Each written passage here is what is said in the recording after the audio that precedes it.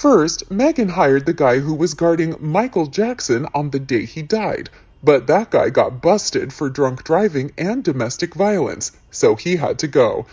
And now she's hired one who was employed by Kim Kardashian when she was robbed in 2016. Barely over a year ago, it was hyped up that they had hired alleged ex-Obama bodyguard Chris Sanchez. Then it was quickly the ex-Michael Jackson guy, Alberto Alvarez, as seen at the Uvalde stunt, among other places. These are the reasons why she hired them. It's crazy, but in her mind, having the same bodyguard as Kim K or MJ puts her on the same level, celebrity-wise, as them.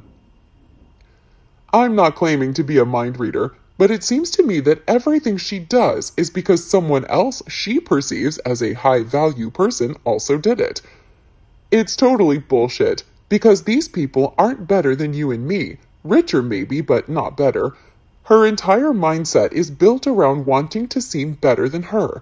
She even acts like she doesn't know how ordinary folks live when she tries to be relatable and fails. That shit is all calculated. She knows damn well how to be relatable, but she doesn't want to. She's cosplaying Lady of the Manor, and it's why people are turned off by her, and always will be.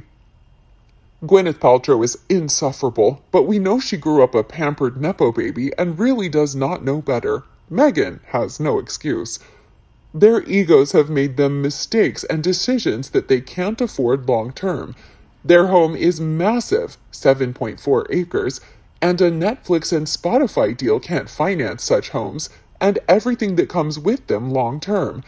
Those types of homes need security since it's not a gated community, so they probably need 24-hour security at home, whether they are there or not. Look at their neighbors, Gwyneth, Oprah, and Katy Perry. They've all had long and extremely successful careers, and still have careers that make them millions every year. Each of them also needs security when they're out of the house, and I remember Meghan had about 3 bodyguards when she was walking Gloria Steinem to a cab in New York, which was completely unnecessary, and you won't find any of the women I've mentioned above with 3 bodyguards for a casual afternoon out with a friend. So you're right, their fight for taxpayer-funded security is because their security bill is extremely high. There is a truth. Here's a woman with zero talent for anything other than marrying a prince, and she is just so tickled when strangers call her name. Only 2 voices and quite possibly both planted. Her celebrity was entirely manufactured. It's not based on anything. I think that is what makes me, and possibly others, so angry. She has used Harry's money to manipulate the public into thinking she is something, and I don't think many buy her bullshit, but she does get away with it enough, through only Black Grid these days, that she is still invited on talk shows. I hope their security costs bankrupt them, then they will have to stop paying for fame.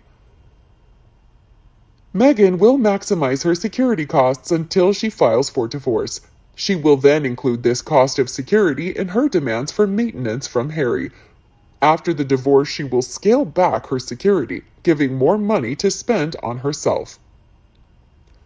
Also, the mention of KK's robbery has made me think, how long until she stages her own robbery or kidnaps for global media attention and victimhood, and maybe a bit of insurance money on the side? Could she be that bold? She would be found out and exposed, no doubt, but she is enough of a narc to think she could pull it off. One expert said, "Security guards also moonlight in intelligence. My friend was recruited by Army intelligence to be a security guard for some famous rock bands 15 years ago. Then he got a huge promotion, and I can no longer find him online, only at reunions, funerals, and weddings. He is in the geospatial intelligence branch." Anyway, my point is that he alluded to the fact that high-profile dipshits are important to the intelligence communities and security guards have clearance. I don't know what to make of all that, especially with the Kardashian Paris robbery and the other guy having DV and DUI arrests, but I think about what my friend said when I think about the Sussexes. Because deep down, I suspect they are pawns for some bigger, I just don't know what. We know Harry and Meghan are pawns for something larger. Who benefits from damaging the UK and the royal family? Hint, Olive Garden was sold below market value to Harry by a Russian criminal and money launderer who died suddenly this year. There's certainly something odd about how a Z-list actress managed to make all the useful connections she has. I don't think they would have had any scruples about working for either side of the political spectrum. However, they never get involved anywhere, so how useful could they be? Manipulation of groupthink through control of media and the players who make headlines. Often, celebs are curated, created, and formed by players in the shadows. Does anybody actually think fame of any kind is organic? Kim Kardashian did not get famous just because of a porn tape and a mom who was a good marketer. Ellen and others are owned by intelligence. She had the security guard who dealt with the Las Vegas shooting immediately on her show, for example, to push the lone gunman theory as her masters told her to do. Shortly after that, the security guard disappeared to Mexico. Meanwhile, people on the scene were posting to social media about how they were terrified and hurted by multiple shootings from different directions, as well as shots fired from a helicopter. Their social media was quickly scrubbed, and survivors were intimidated to go silent. Meanwhile, they bring out someone to distract like a Kardashian, forgetting to wear a bra, and everybody goes back to sleep.